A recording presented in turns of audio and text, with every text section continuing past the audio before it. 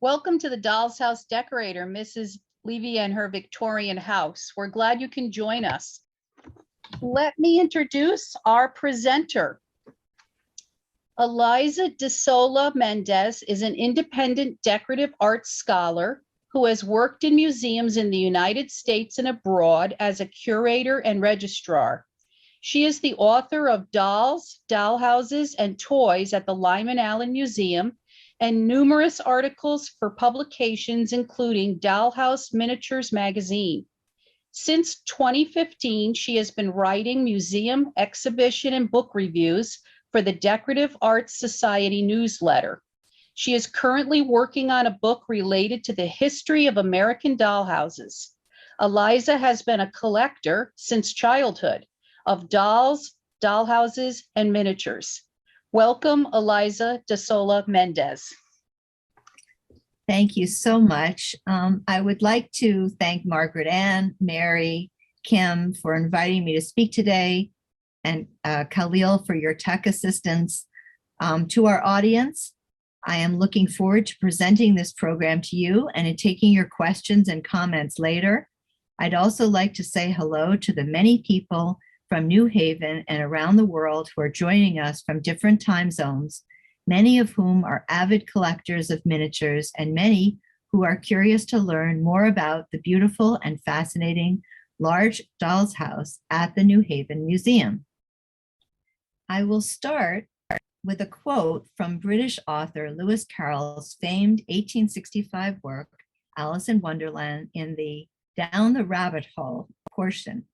When Alice ponders what she finds, soon her eyes fell on a little glass box that was lying under the table.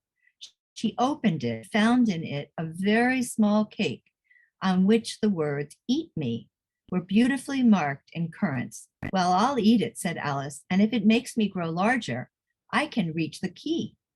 And if it makes me grow smaller, I can creep under the door, so either way, I'll get into the garden." Today, we are also going to go small, like Alice, into a wonderland of the world of the dolls. In fact, a Victorian period doll's house that was to fall into the hands of a Mrs. Hilda Levy of Hamden, Connecticut, who became its decorator, and eventually her vision would rest right beneath the stairs at the New Haven Museum. This evening, we're going to look at Mrs. Hilda Levy in the context of mid-20th century miniature and doll's house collecting, and we will explore her vision as we take a look at the rooms and furnishings in the doll's house.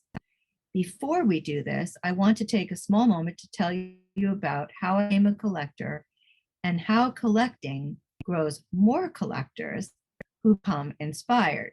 In other words, collecting miniatures is contagious, a good adjective when speaking about miniatures.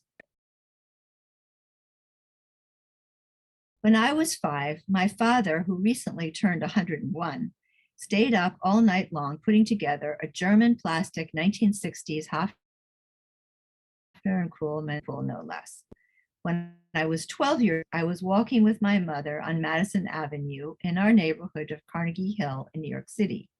I saw an antique doll's house table and 2 chairs in a window in an antique shop.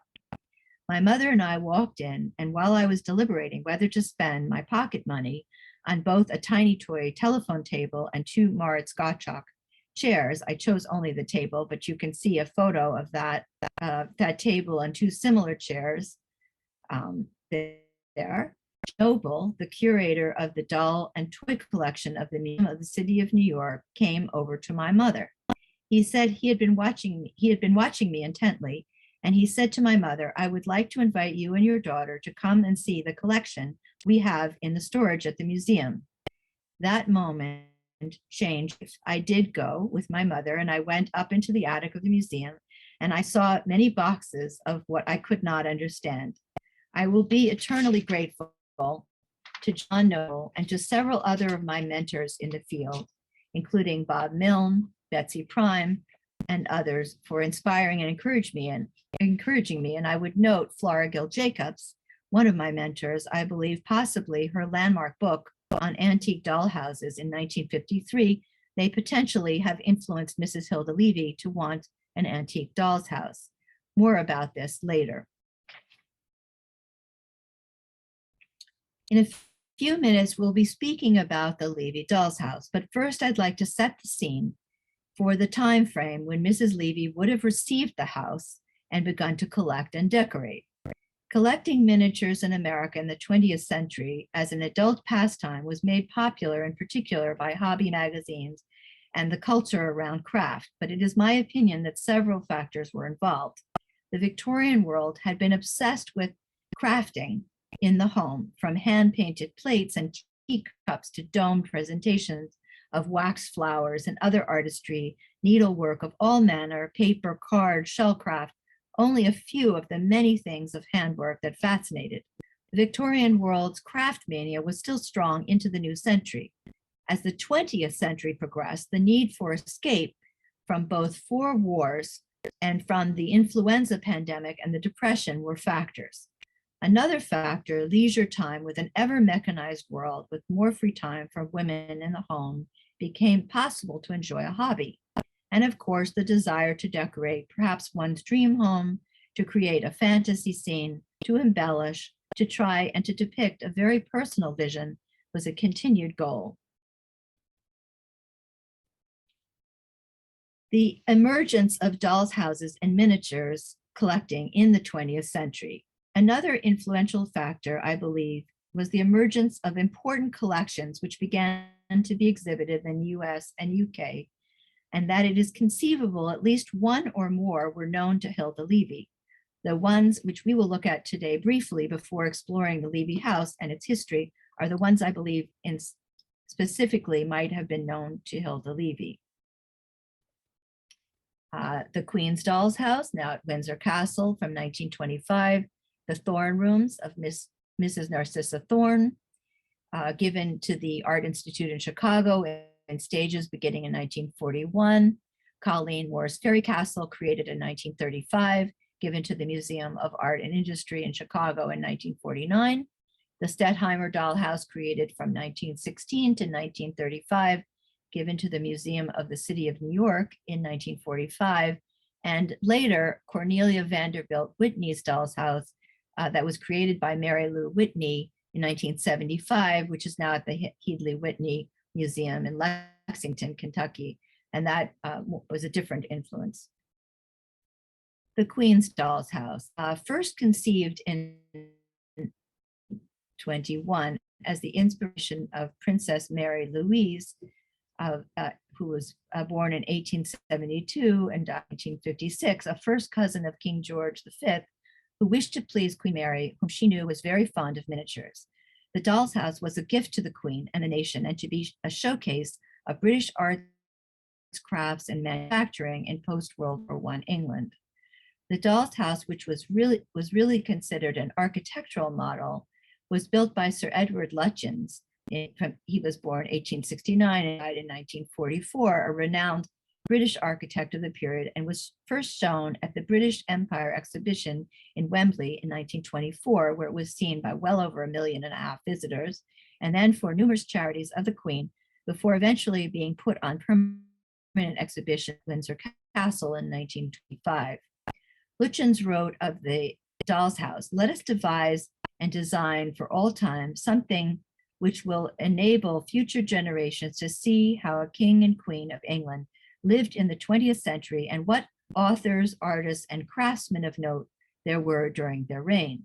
This was quite true, as more than 1,500 people were involved, including 250 craftsmen and manufacturers, 60 artist decorators, 700 artists, 600 writers, and 500 donors, many household names still today.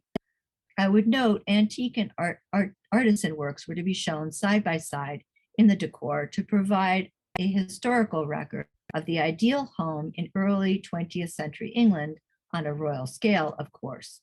The house would inspire a new generation of adult miniature collectors because postcards and brochures and books about the Dolls House, most notably Everyone's Book of the Queen House, edited by the essayist and poet A.C. Benson, and the architectural writer Sir Lawrence Weaver, was published in 1904 as a condensed version of a limited edition 2-volume set. As a child, my Aunt Estelle went to London and brought me back a copy, which she inscribed to me and which I treasure. It's likely that Mrs. Levy knew of the Dolls House and perhaps visited on a trip to Windsor. The Thorne Rooms and Narcissa Niblack Thorne. She was born in April and died in 1966. She was born in Indiana and began collecting as a young child when she was given a 4-room doll's house at the age of 5, made by a local carpenter. With the encouragement of her uncle, Rear Admiral Albert Niblack, who brought back treasures for her from his travels, she began her lifelong passion. Interviewed about his influence, she said, "When I was a small girl, I had a tall, jolly uncle who loved teeny-weeny things. He traveled all over the world, and when he came back from his exciting adventures, he always brought me back the most interesting presents. These lovely little gifts were the inspiration for my collection of miniature things. I kept everything tucked away in boxes. Then one Christmas, my mother gave me a mahogany cabinet. It had 4 shelves and glass doors which locked with a small brass key, and I proudly transferred my collection there. That was just the beginning of transferring collections." As we shall, Narcissa married her childhood sweetheart, James Ward Thorne, son of George Thorne, co-founder of Montgomery Ward and Company, the first general merchandising mail order catalog company in the US, founded in 1872. And the couple would go on to collect on their travels. And I believe her keen interest in fine-scaled miniatures was influenced by the knowledge of Queen Mary's Doll's House, and inspired, she began to work with artisans to create rooms exhibited in New York, San Francisco, and at the World's Fair in Chicago in 1933. Interestingly, she presented Queen Mary with the gift of a miniature Georgian library, now in the collection of the Victoria and Albert Museum in 1937. Eventually, Mrs. Thorne created a series of 68 European and American historic rooms in miniature that she would donate to the Art Institute in Chicago, which would become world renowned. Her architectural models can be found in several other museums in the US, though the largest number would be in Chicago. Many artisans, including Eugene Kupchak, would go on to sell to the public, but would first be part of the creation of her period rooms. Along with Colleen Moore, who I'm now about to speak about, this marks the beginning of the patronage of miniature artisans in the US in the 20th century, and it's quite likely that Mrs. Levy visited or read about the rooms of Mrs. Narcissa Thorne. Colleen Moore's Fairy Castle. Today valued at $7 million, this fairy castle dollhouse continues to fascinate. Created in 1928 by silent film star Colleen Moore to hold her collection of rare miniatures, Colleen Moore sought the help of architect and set designer Harold Grieve, worked on her own real-life home to work on the castle. Like Mrs. Thorne, Moore was also fascinated from childhood with miniatures, and between 1928 and 1935, more than 100 artisans worked to create her miniature dream castle. In 1934, Moore exhibited the fairy castle to raise money for children's charities in a national tour in the toy departments of prominent department stores in large American cities. In 1949, she donated the castle to the Museum of Art and Industry in Chicago, and among the small treasures, a painting by Whitney, numerous other pieces of original artwork by various artists, 3 statues of the Egyptian goddess Isis, and a replica of King Arthur's Round Table. The public was enthralled with the castle, and not only were there visitors' brochures, but paper cutouts and a book written by Miss Moore. It is again very likely that Mrs. Levy knew of Colleen Moore's fairy castle and may have visited. The Stettheimer Dolls House. The Dolls House, which was given by the Stettheimer family in 1945 to the Museum of the City of New York, is 2 stories high with 12 rooms. Carrie Stettheimer, born in 1869, who died in 1944, worked on it for 16 years from 1916 to 1935. Carrie and her sisters, Florine and Henrietta, or Eddie, lived in New York with their mother, Rosetta, and you can see them in the painting. their family home was filled with many celebrated artists, writers, and critics of the early 20th century. Carrie began her dollhouse during the family summer vacation in upstate New York in the lower Saranac Lake area during the polio epidemic, when contributing items to a fundraising bazaar to benefit local children who had contracted polio. Carrie's first attempts were using wooden crates from a grocery store. When they returned the Dolls House, that to this day is the largest attraction at the museum. Many famous artists contributed to the Dolls House very fine art collection. The teeny copies of paintings and sculptures found in the house were made by artists such as Marcel Duchamp, who made a miniature copy of his new Descending a Staircase. Other contributing artists included Gaston Lachaise, Marguerite Zorak, and George Bellows. Again, it is very likely that at some point Mrs. Levy came to see the house after 1945 when it was housed at the museum. There were two major influencers of the 1950s in the field through their books and collections on either, so to speak, in the US and the UK. And there were others, but these two were the most prominent.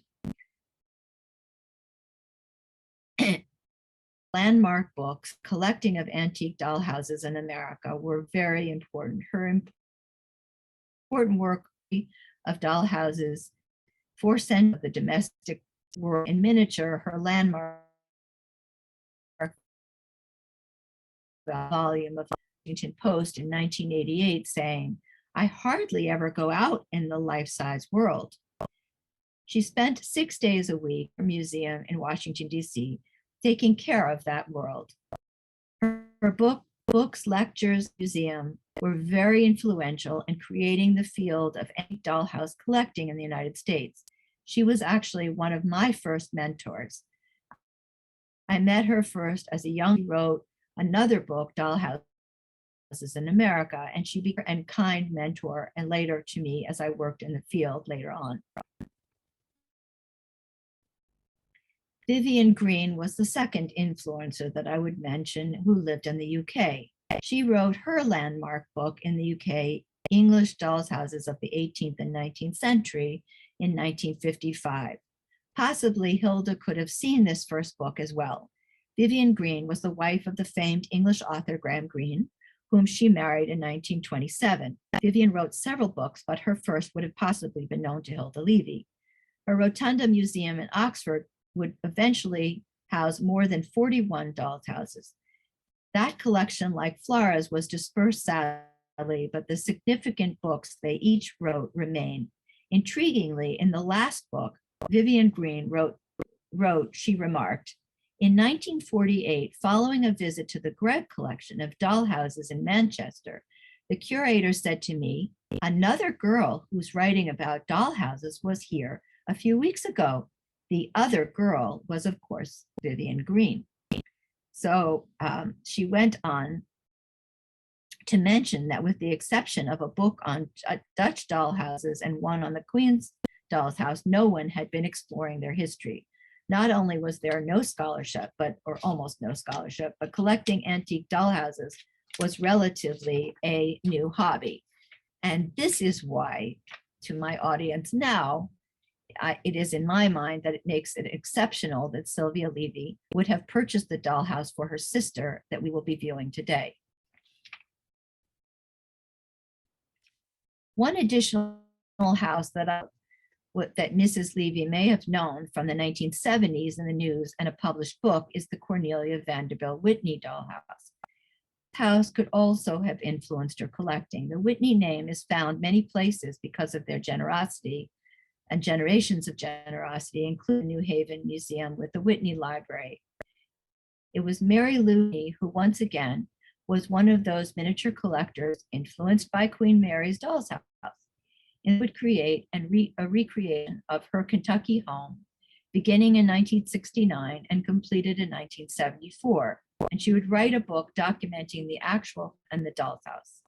The house Mary Lou would have built was made for her daughter Cornelia. It includes miniature works by artisans as well as by Shackman's, Grandmother Stover, Sonia Messer, Chestnut Hill, Linfield, all popular American companies of the mid-20th century, and some of the companies whose miniatures would also be found in the Levy Dolls House. There is also a fine miniature book collection and silver collection.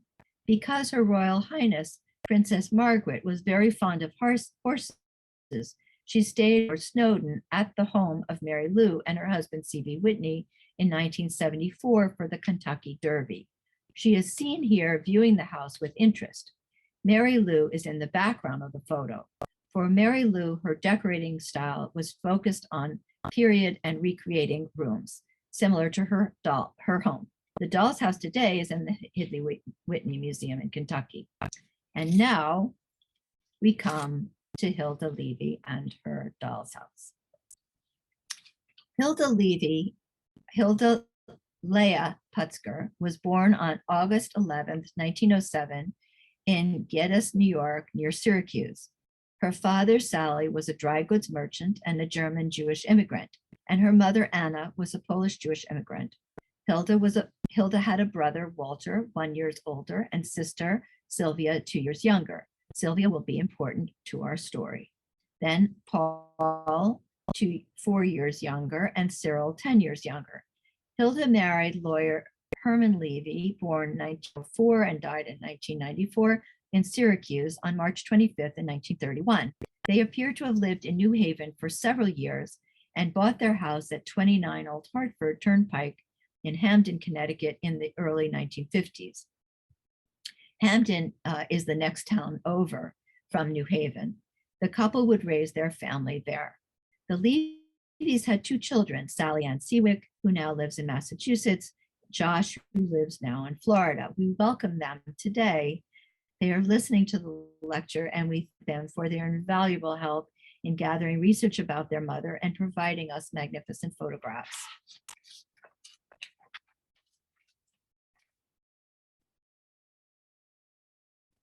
Hilda is believed to have worked as a teacher for a time. She was also a local artist and was active in Arts Workshop of New Haven, founded in 1961, and the New Haven Paint and Clay Club, founded in 1900, and one of the oldest continuously active arts organizations in America. For over 120 years, the club has held juried art exhibitions with awards and scholarships. Hilda Levy exhibited at the biannual New Haven Paint and Clay Club in juried exhibitions 16 times between 1936 and 1980. She's believed to have worked in paint and watercolors. Mrs. Levy exhibited alongside the New Haven notables, such as Max Delafonte, Herbert Gooch, Dean Keller, Ethel Schiffer, and Frederick Lester Sexton, and Dorothy Cogswell. Unfortunately, at this time, we don't have any photos of her work. Hilda died on April 12, 1982, and is buried within the cemetery of Congregation Mishkan Israel in Hamden, Connecticut. The congregation is the old Connecticut, founded in 1840, and we know Hilda was active in the Jewish community of Hamden. Herman died in 1994, and he bequested the doll house to the museum at that time. I would also note that Herman and Hilda Levy were very generous donors in New Haven. They loved beautiful objects of many kinds, and they also donated a large and very interesting Japanese Netsuke collection to the Yale University Art Gallery in 1994. And now we're going to look at the house. We do not have written document. This is what we know and what we don't know. We do not have written documentation as to when the dollhouse was built or who actually built it, but examining the construction and architectural features of the doll's house and comparing the house with other historic doll's houses in museums and private collections, we're able to draw some reasonable conclusions.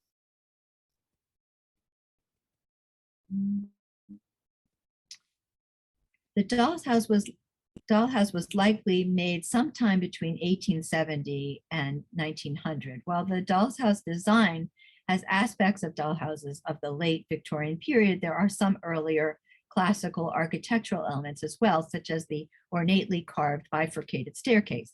Take note of this now, as later in our lecture we will see another interesting bifurcated staircase in a 2021 work.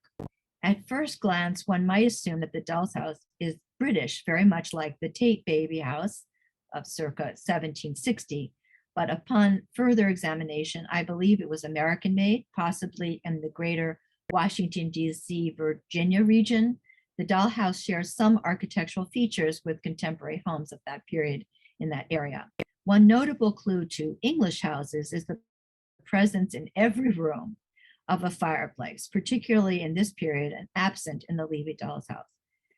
That the house is American is my theory at this time and can be revisited in the future, but from consulting with my European colleagues and in their agreement as well, that it is not an English or European house. And so this is my leading theory. The Levy house is a custom piece, not manufactured in a factory or mass produced, likely it is the work of a cabinet maker, someone who custom made furniture, for example, and who potentially was commissioned to construct the Doll's House. As it is handcrafted custom work, we can conclude that the Doll's House was made for a young girl or family from a wealthy family. We do not know if this young girl was for what occasion she would have received it, or anything about its early existence. At some point, the Doll's House left its original home and ended up in an antique store or flea market. According to the family, Sylvia Putzker purchased the Doll House in the early 1950s as a gift for her sister Hilda.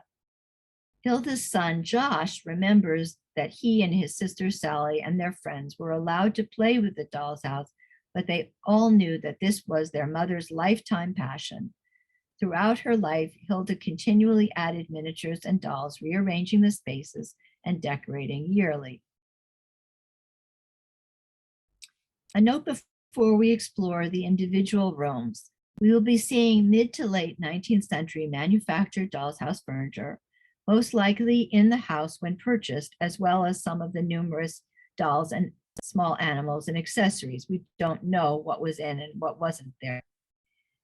Though the Doll House, I believe, was built in the US in the late 19th century, the Doll House contents were made over a period of more than 100 years, manufactured in the United States and Europe.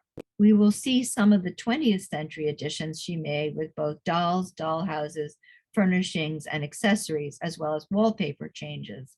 And here we can see the Doll House with the doors open. This is a closer view. And here we can see the planters on the side. We really know what sorts of plants or flowers, artificial, that would have been put there. And you can see the lanterns, which are very unusual. I've looked and have not seen anything like this.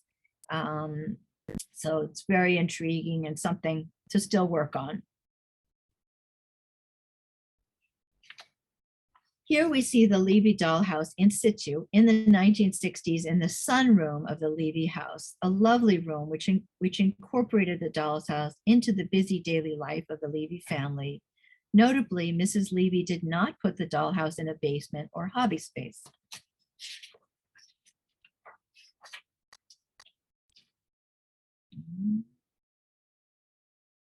Here we see the Doll House, very rare black and white photos taken in the 1950s and given to us by the family. We can begin to do a little sleuthing. Why would her sister have bought her the Doll's House? Did she know her sister was looking for one? Was her sister reading about doll houses, as I have surmised? Did she have an urge to decorate or to become a decorator? Of course, Miss began to collect other houses. She collected solely for this house and redecorated it, most obviously with the wallpapers. It was an evolving work of art. We will be examining this aspect in a few minutes. Interestingly, it appears she did not make any furnishings or refurbish, with the exception of the walls. She did, though, repurpose pieces such as the miniature piano with music and an accompanying stool, which was a commercial giveaway, and we'll be seeing those shortly in the dining room.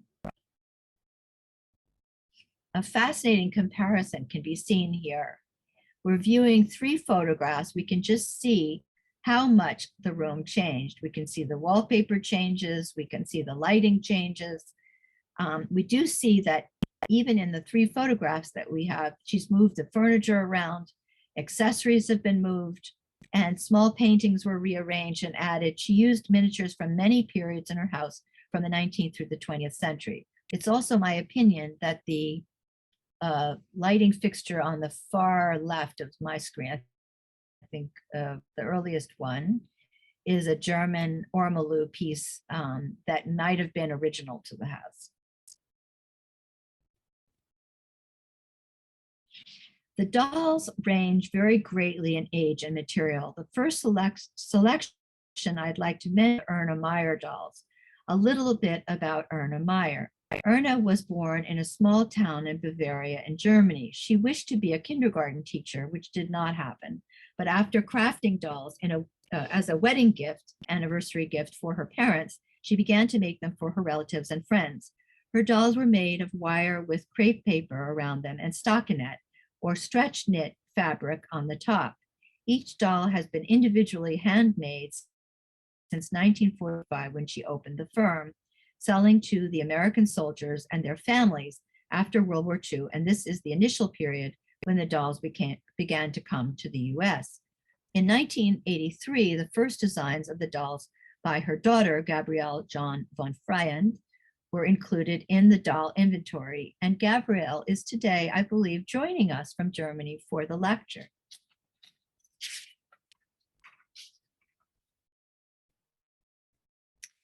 There are many different dolls and animals in the Levy house, and these are just a few examples. We can see the penny toys in the center, the small goat, frozen Charlottes on the side with, you see the twins, and then below you see individual ones, and some German porcelain dolls as well, and porcelain animals.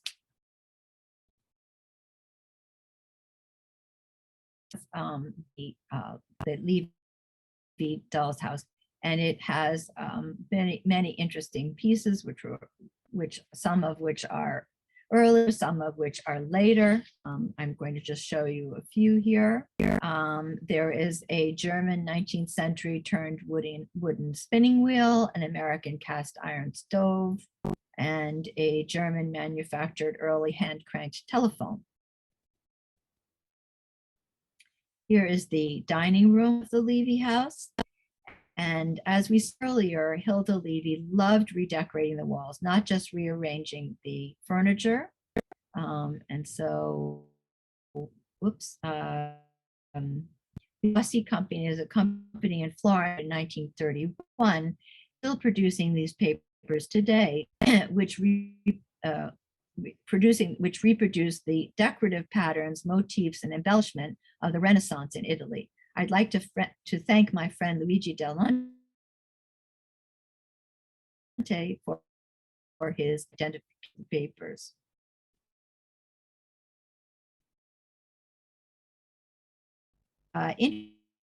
Interestingly, we look at the wallpaper of the Levy house and the Stettheimer house, we can see the use of colorful, busy wall treatment is to be found in both. But I'm not Stettheimer wall paper or fabric. I believe it's fabric, and most likely French design.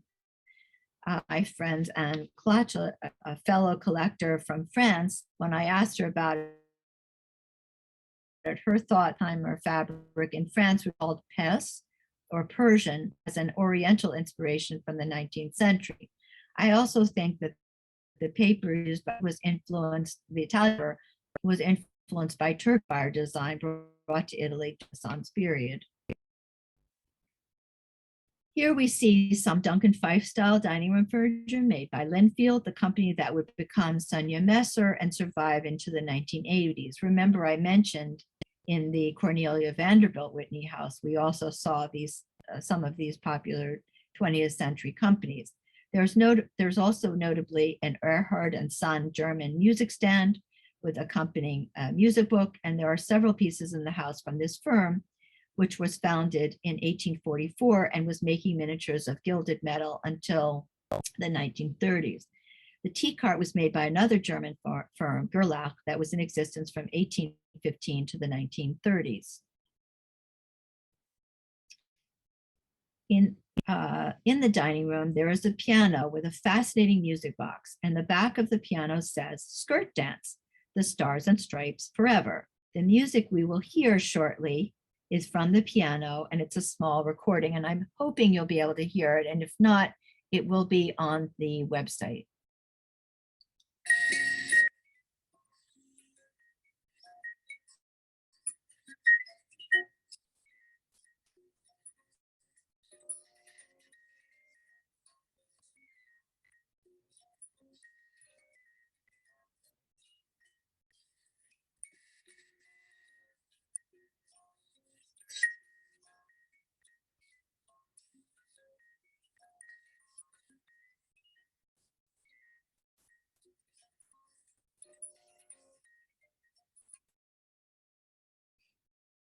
Now let's also see a video of what a skirt dance looked like. But first, a little background.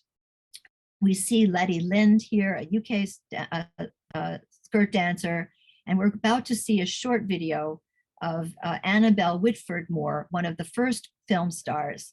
She made her debut at the Columbia Exposition in Chicago in 1893, and she became a featured performer on Broadway as a Ziegfeld Folly Girl when she was filmed by W.K.L. Dickinson for the Edison Manufacturing Company in 1894. Annabelle's serpentine and butterfly skirt dances are among the earliest artistic work in film history.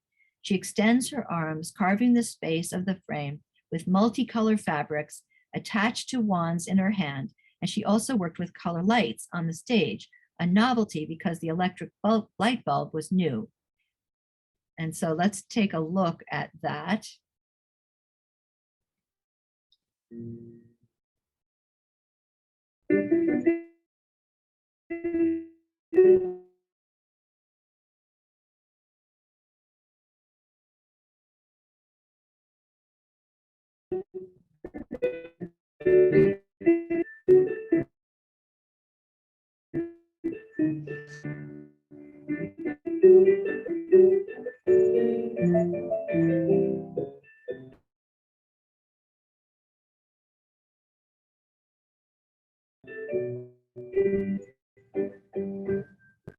Okay.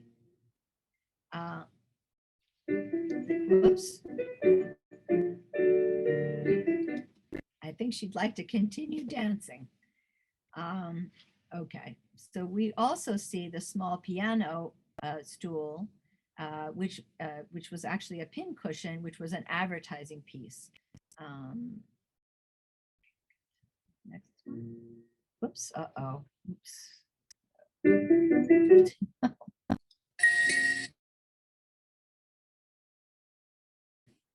We are now at Red Parlor in the Levy Dolls House. And you can see the heraldic shield of the city of Florence. You can also see it's quite amusing because the paper is going the wrong direction, but you could understand why, because you would think perhaps the lion is galloping, but actually it's a standing lion. Get to the next one. Okay. And there's a rare red silk parlor set, possibly original to the house from the mid to late 19th century. It's German by Gebrüder Schneegass of Waltershausen, Germany. This company ran from 1845 till the 1930s. The Wagner furniture was made, which is popularly called Biedermeier, is stenciled furniture. This furniture has the elements of the Greco-Roman form, simple stylized lines that were popular in Europe and with the influence originally of the Napoleonic era. So let me just get to the next one. Okay, New Haveners will definitely know. East Rock, this is a watercolor in the Levy Dolls House, a well-known landmark in New Haven. It's possible that this is a work by one of Hilda's colleagues in the Paint and Clay Club, created as this work perhaps as a gift. I know that it is likely that Hilda received other items too in the house as gifts by friends or family who knew of her doll's house. This is true of my own collection, and always been very, very grateful for the kind gifts that people gave me, and I think she probably had the same thing. Go to the next.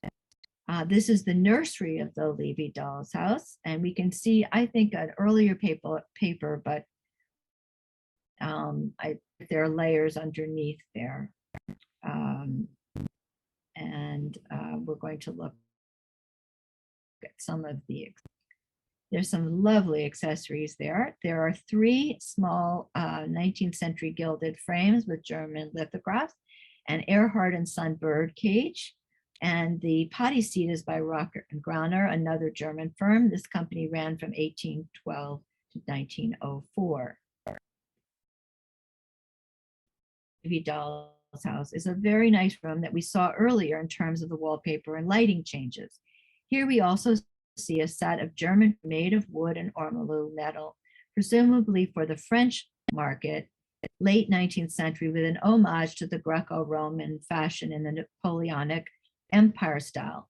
You can see what was called a sleigh bed, or a bed, and it's a bed a la polonaise because of the 18th century robes that would be gathered on the sides, with a crown at the top, originally circa 1810, but in miniature, much to be in vogue.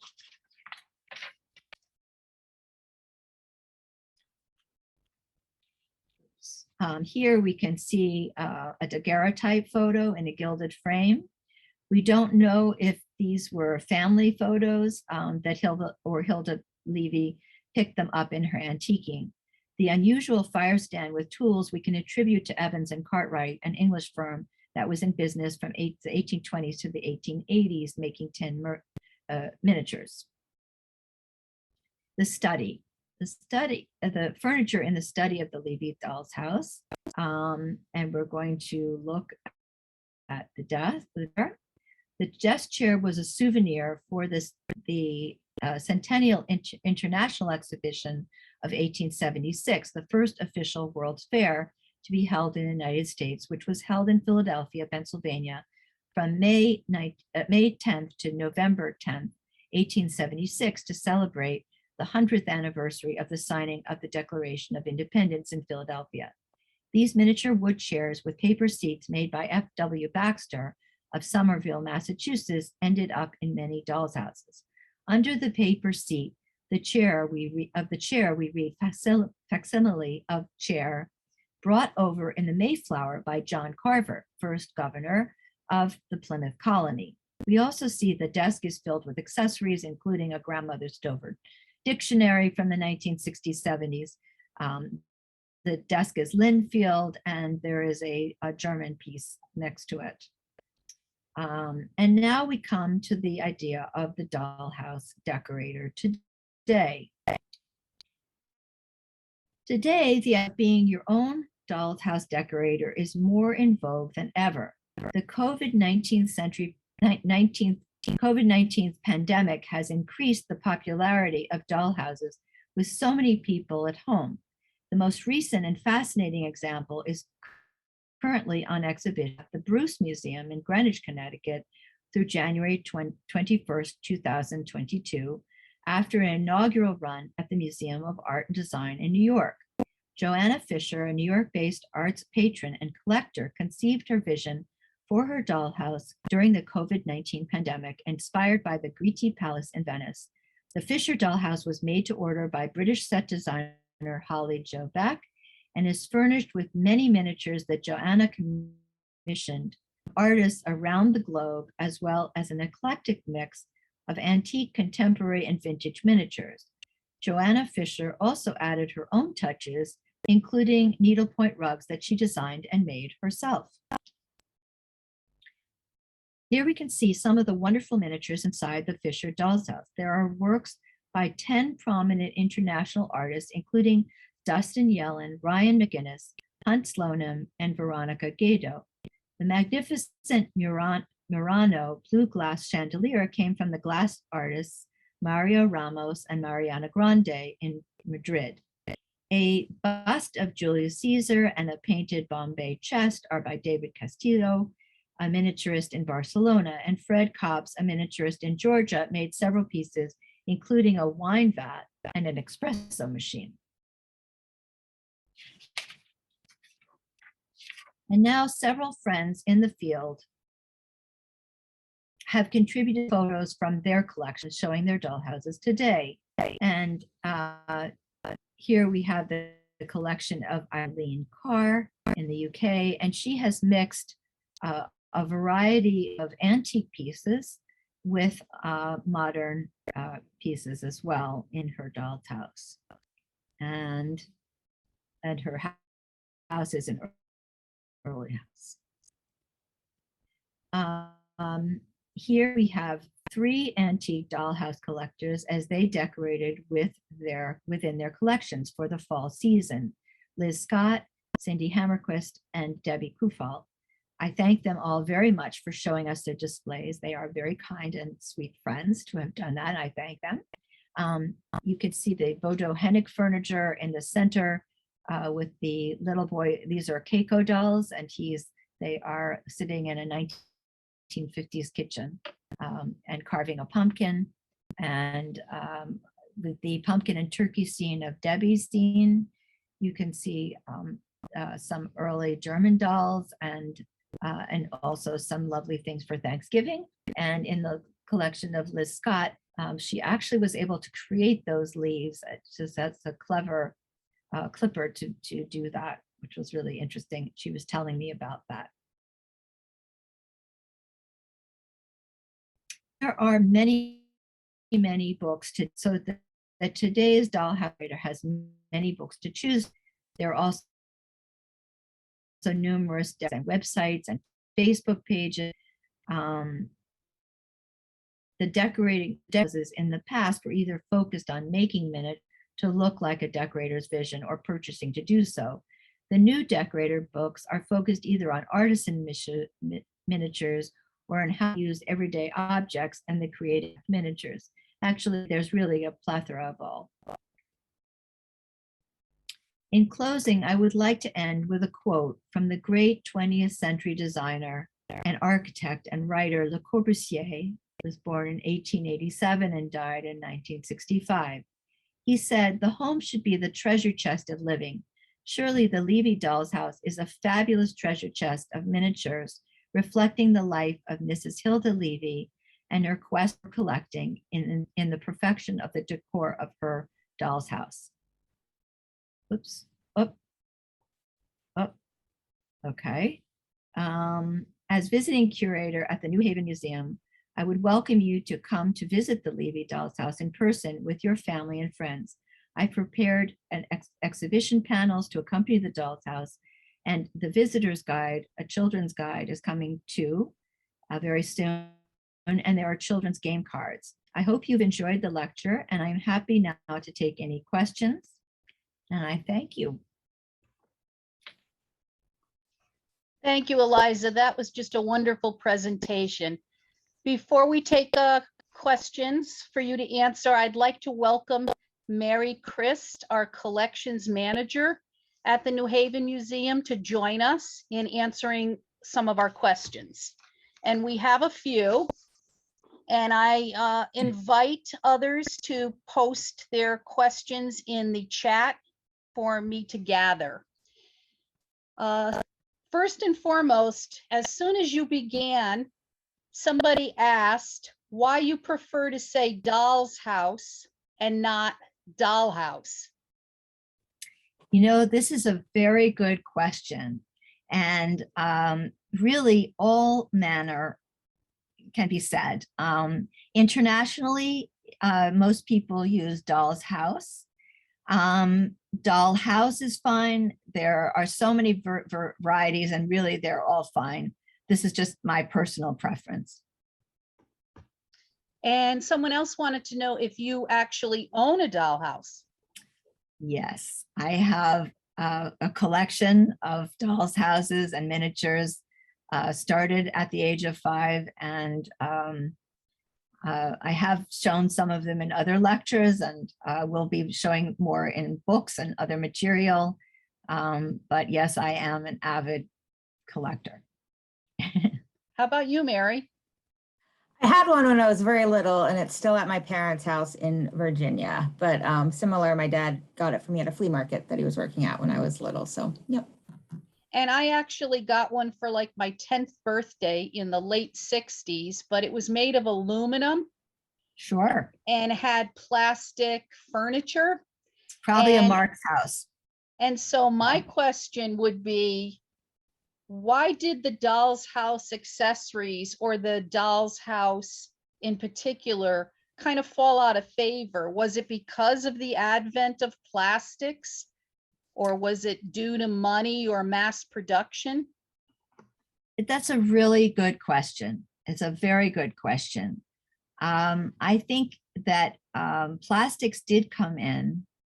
Certainly in my childhood, they came in. My first miniature furniture was actually Petite Princess, which is very avidly collected. And there's a lovely book that's recently come out on it.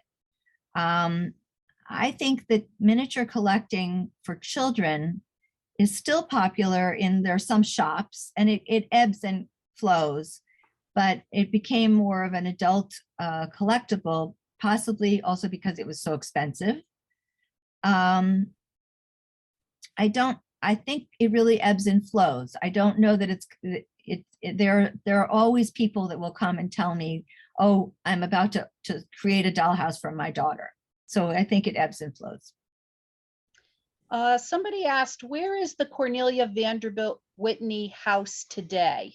It's at the museum, at the Headley Whitney Museum down in Kentucky, in Lexington, Kentucky. And I had just learned about this, and I'm hoping at one point to go down and see it. And there's more than that. There's more of a collection, but that's the main thing.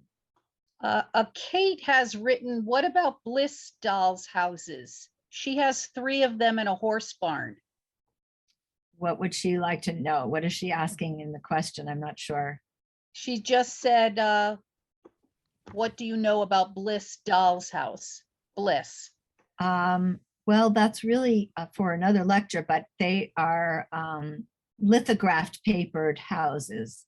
And it's the beginning of a change towards what I think of in terms of children's educational toys in the early 20th century, and also strong toys that a child could play with more easily. Someone has asked, are all of the throne rooms on display still in Chicago? The Thorne rooms are there. Yes, the Thorne rooms are on display in Chicago. I saw them only about 2 years ago. But there are Thorne rooms in Phoenix and some other places. And Narcissa Thorne made so many different room boxes herself, not of the same caliber and different from the ones that are in the museum, but she made many, many miniature rooms. For me, I find it curious that the early dolls houses, there was wallpaper and owners actually redecorated rooms, and there was clothing on the dolls, where when I had a doll's house, it was really just a matter of playing with the doll in the moment, not really the decorating piece. Well, I think this is part of what's so interesting about Hilda Levy, because I think she was reconfiguring and rethinking this house. It is not usual for a doll's house collector to keep redoing the wallpapers yearly. In other words, I think she was working through something in her mind of how, I'm not sure what she was looking at and what she was thinking about, but something was going on in moving the furniture so radically from room to room. That's another thing that isn't as usual. Usually people collect and they keep the same things in one room and they add to it. But she's actually moving the furniture more than usual. Mary, do you have anything you'd like to add? I was just thinking till about this time 2 years ago, fall of 2019, I was telling Kim earlier, I was working in my print collection trying to sort all these complicated variants. And our librarian came downstairs and said, there's a very nice woman outside the library poking at just enthralled with that doll's house. Do you want to come up and talk with her? And I said, sure, of course, because the kids love our doll's house. And we've had it here since 1994, but we never really looked at it the way Eliza's been able to look at it. So I think for the past 2 years, she's just going, that's French and that's German and that's this, and she bought this here and I know that, and I want to look up this. And it just started a over 2-year relationship now. And I think every day almost we learn something new about this house, and it just speaks to this family that lived right up the road, to this woman who was so involved in all the arts organizations are still involved in. So it's been a real treat to go on this journey the past couple of years. And I really, my favorite part of the whole house is the East Rock portrait. You're a New Haven that's girl, just though. so Yeah. specific to what they were seeing outside of their own window. It's amazing. Mm-hmm. Yeah, there are initials on that piece. I tried to look them up from, some of the known people that we have in the collection, or from Paint and Clay, and I've not been able to identify, and Mary's also worked on it. Mm-hmm. I think at some point we'll figure out who did that work and other works that are in the house. There are still many things in the house that I have not examined fully. I mean, there was just so much in the house. I examined a good amount of it, but there are many dolls in there that I didn't, we haven't looked at every single doll. We haven't looked at every single thing, but we've looked at most of it. But she really was a very interesting collector, and I don't know how much of what's in the house was there originally, or whether the house was bought without much furniture. I tend to think that there was some of the furniture is original to the house, especially when I looked at that a chandelier in that one picture, because that would be hard to, that's something that's for some reason in many of these early houses, the chandelier is still in there. And so I tend to think that maybe a good part of the early furniture was original to the house. And why do you think the outside lights, you haven't seen any others made? So that must have been made specific for that doll's house. Yes. I've had some discussions that this is some part of I can't remember what it was. It's a part that's been made into something. It's been repurposed. But I really did look through many books and articles and materials that I have, and I could not find anything with this kind of lantern lighting outside. Wow. It is a very unusual house. Debbie is asking, regarding scale, do our friends in the UK use the same numbers, like 1 inch to a 1/12? foot? I believe so. Yeah. And Joan is saying that she worked with Flora Gill Jacobs many years ago. Oh, that is lovely. Well, Flora was one of my very first mentors. I met her, I guess, just about the time when that the Doll Houses in America was published. I met her at the Explorers Club in New York with my mother. I was very young. Flora inscribed a book to me. And then years later, when I was writing the book for the Lyman Allen Museum, I had a lot of correspondence with her, and I met with her later on, and she was a lovely mentor. Deborah says she never knew the dollhouse was even there. Now she's going to visit the New Haven Museum. And Martha says, thank you for such an interesting presentation. She took painting classes with Hilda at CAW and remembers her stunning and humorous watercolors. She visited her home and saw the dollhouse and the carousel horse in her sunroom. Wow. I hope she'll stay in touch with us. We would love to get some of her her memories and write some of that down. I know Mary and I are probably both excited by hearing that. That is just so nice. Would you I like will to add, Would you like will to add- give her your contact info? Yes, she should reach out to Mary, yes. So Okay. Mary wanted to say something? Sure, reach out to the museum. We'll take your contact information. I will mention that when the Levy family were generous to give us the Dolls House in 1994, they also gave us the carousel horse, and that's in just a couple feet outside of my office here at the museum. So Nice. Yeah. Let's see. It looks like that might be it. I think we have, well, we do have a few more. Leslie says years ago, she bought a dollhouse from a dealer collector in Pound Ridge, New York. Do you know what happened to her inventory? Eileen Godfrey? I'm not sure what specific, yeah. And Jay Lungo says, hearing and learning something new almost every day about the house. Dollhouses teach us so much. She's been collecting.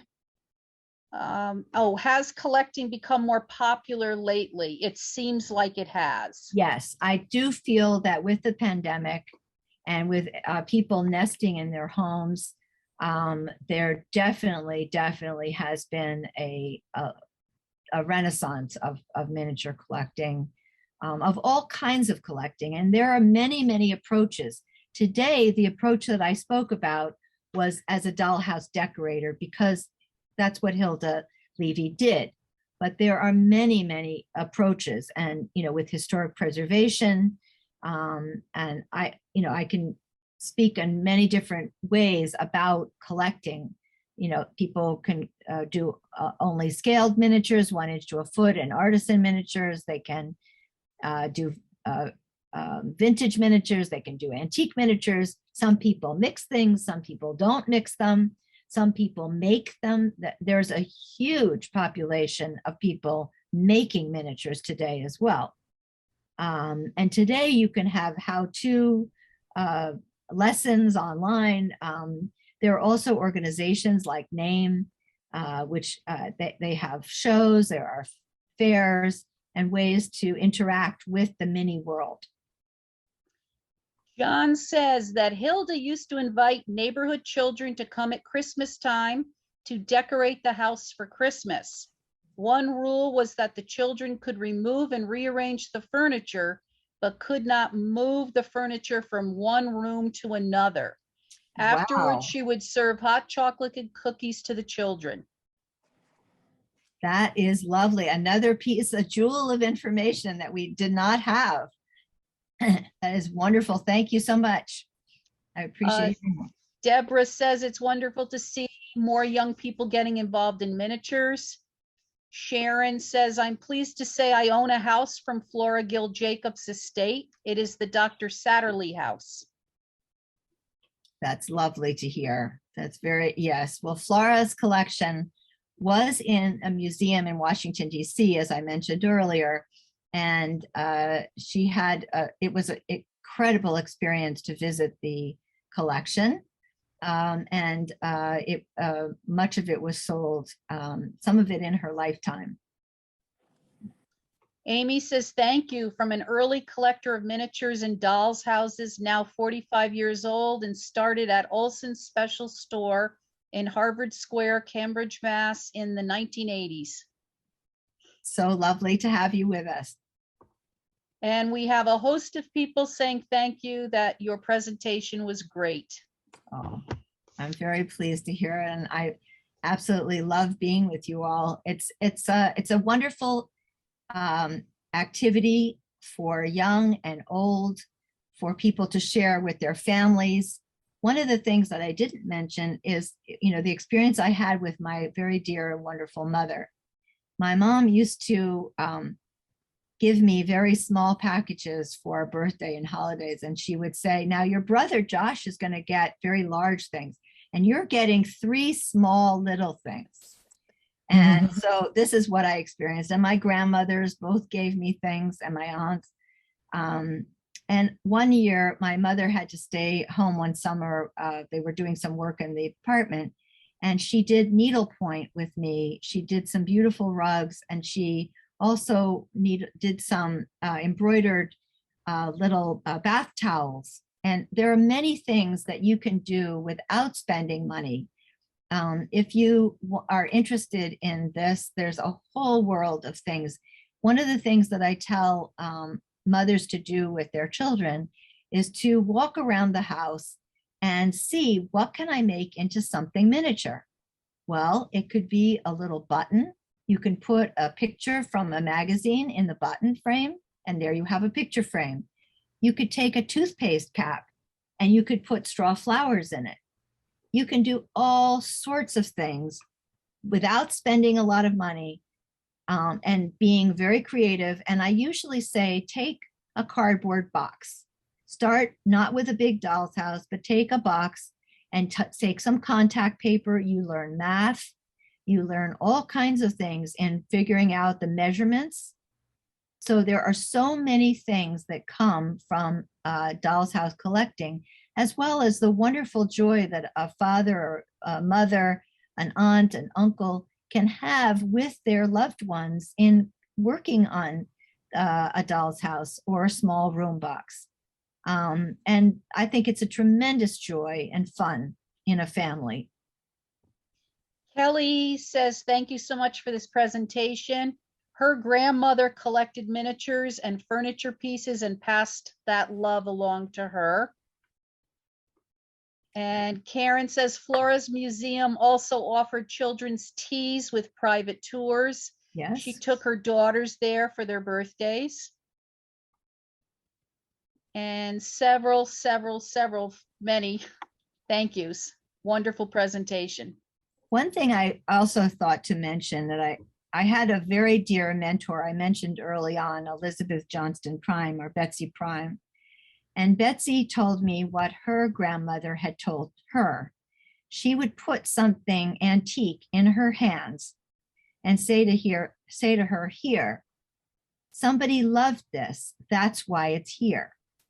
So in other words, teaching a small child not to be afraid of something antique, but to appreciate it and to understand that that's why it's here, because somebody loved it. So Betsy was a very, very dear friend, and I love being able to mention her. Nice. Well, I don't see any other questions. I just see a whole lot of thank yous. Wonderful presentation.